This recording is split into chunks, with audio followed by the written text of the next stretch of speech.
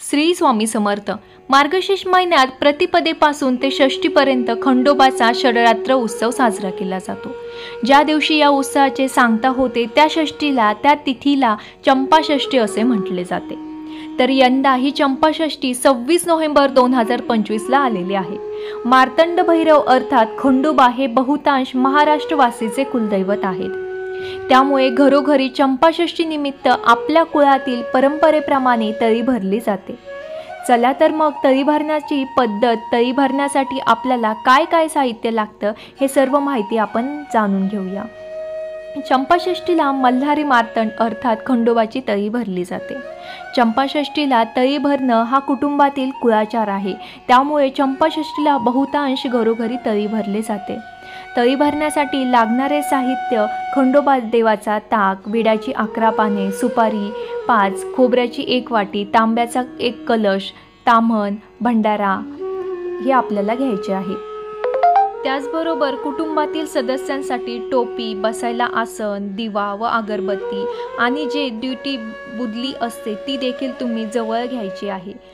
Duty प्रज्वलित करण्यासाठी तेलात भिजलेले आपल्याला वस्त्र घ्यायचे आहे। त्यानंतर म्हणजे चंपाषष्ठी देवाला कणकेचा रोडगा, वांग्याचं भरीत, भाकरी, कांदा, लसूण असा नैवेद्य आपल्याला अर्पण करायचा असतो।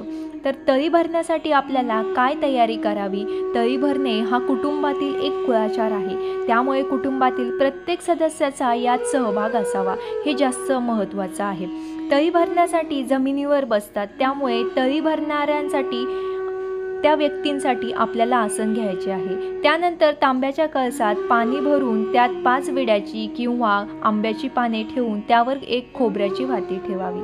ताम्हणामध्ये हा कलश ठेवून पाने, सुपारी, देवाचा ताक आणि भंडारा ठेवावा। कुटुंबातील सदस्यांनी डोक्यावर टोपी घालून तळी भरण्यासाठी बसावे।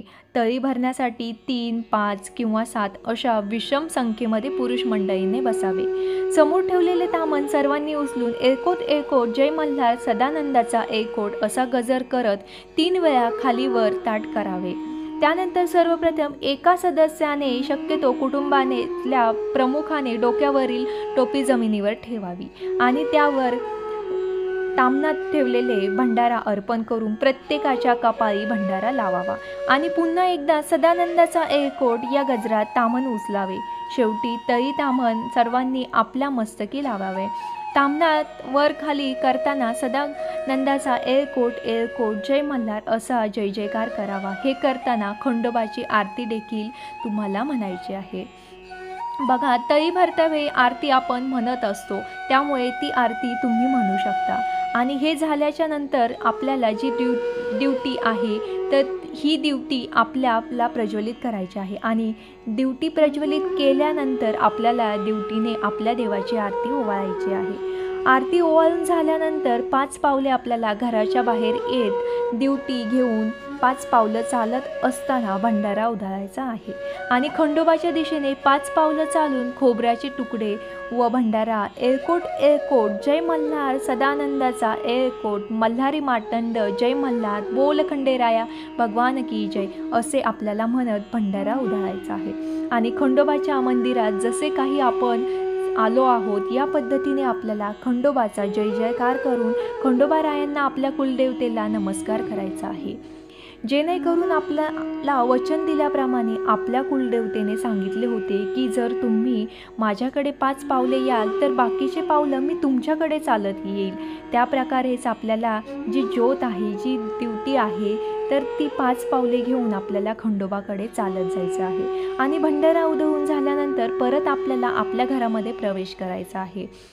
हे झाल्यानंतर आपले जे देवाचे ताक आहे तर हे सर्व काही आपण आपल्या मंदिरामध्ये म्हणजे देवघरामध्ये व्यवस्थित ठेवायचे आहे। जी विड्याची पानं आहे, फुले आहे ती व्यवस्थित झाडांमध्ये टाकायची आहे। आपण जो तळी भरताना देवाला नैवेद्य दाखवला आहे तो देखील आपल्याला देवघरामध्ये ठेवायचा आहे। देवघरामध्ये ठेवून झाल्यानंतर तो नैवेद्य आपल्याला गाईला चारायचा आहे। अशा प्रकारे आपल्याला चंपाषष्ठीच्या दिवशी तळी भरायची आहे। इतर दिवशीही तुम्ही जेव्हा तळी भरता तर अशाच पद्धतीने आपल्याला तळी भरायची असते। श्री स्वामी समर्थ।